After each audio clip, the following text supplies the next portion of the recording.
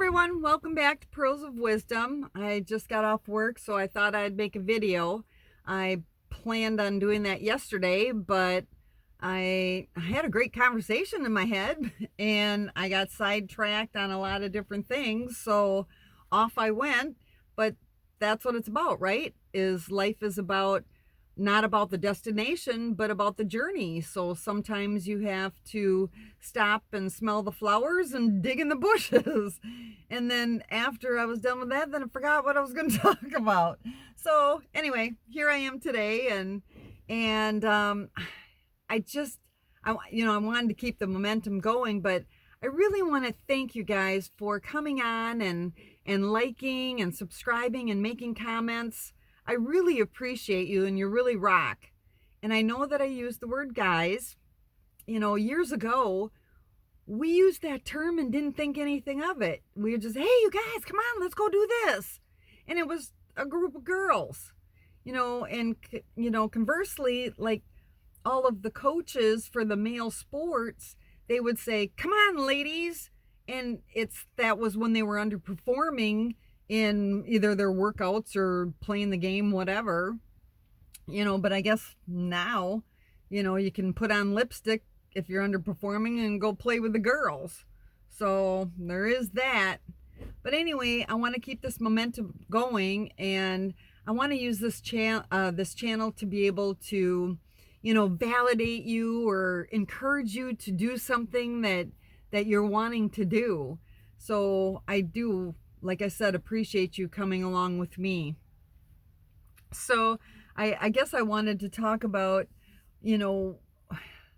how years ago we were taught manners in school, and we were taught to, respect our elders and do unto others, the golden rule, do unto others as you'd want them to do unto you, or love thy neighbor as you love thyself, that type of thing. And then also embracing others' differences.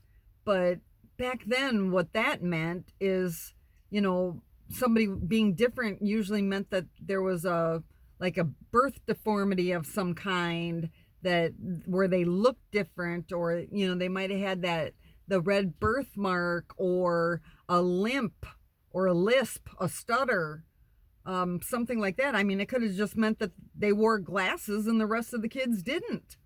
So, as kids, we'd tease each other, and it was usually a rhyming of the name. And I mean, it was stupid. It didn't make any sense, but, typically we would, tease out of ignorance and fear of the unknown. But then the next day you would turn around and be best friends.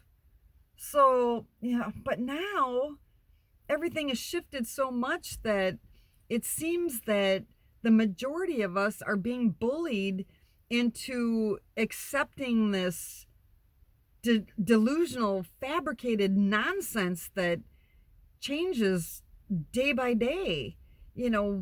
A person could be one thing one day, and then they magically transition into something else the next day, and then they get angry and upset with you that you're not addressing them in the correct manner or whatever. And I don't know,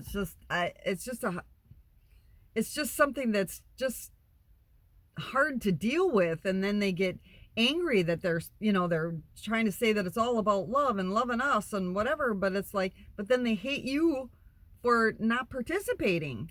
So how's that been working out for us? But then again, I guess if we're all alike, that'd be weird, because then you'd be saying, oh, hey, there I am. Oh, there I am. That would just sort of be freaky. So to some degree, I guess variety is a spice of life, but somewhere in there, somebody put some mace in and my eyes are burning. I don't know.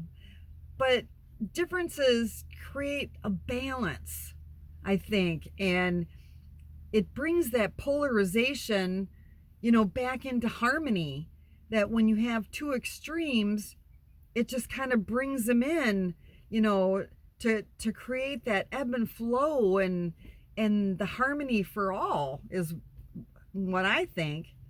But sometimes I think things need to stay private. That if you would like to participate in some of these fetishes or some of these other things that they're bringing out right now that are not a societal norm or accepted by 99% of the people, then keep that private in your home. Yeah, I mean, nobody's saying that you can't do it, just do it in private. But now I see that Trump is announcing that his plan is that he's not going to allow any of the sex changes for children or allow boys, into girls' sports or into their locker rooms or if schools support that, then they're going to lose their federal money. And that they want to get back to like the core family values and identify two genders, male and female, and then reinstate like the parental rights, that they have a say, and it's like that child is theirs. It is not, for the schools and the government to dictate what sex they are and then allow, changes and mutilations to happen without parental consent. And then they also wanted to eliminate the indoctrination of students in colleges. And if they didn't want to comply, then they too would lose some funding. Which, I mean, all this, it just seems to be common sense, because the prefrontal cortex and the hippocampus that's responsible for decision making, it doesn't even develop until your mid to late 20s. So how can you even make these decisions, as a kid that you want a sex change when you have no idea what it even is yet? So I understand, somewhere we need to find that balance, because we're saying, oh, when you're 18 you can, because at 18 oh no, you're not even legal to drink, but they send you off to war, and but you can't smoke and you can't drink, and it's like you can't do these other things until you're 21, but yet you don't even have all your decision making capacity until you're mid 20s to 30. So yeah, I'm not sure.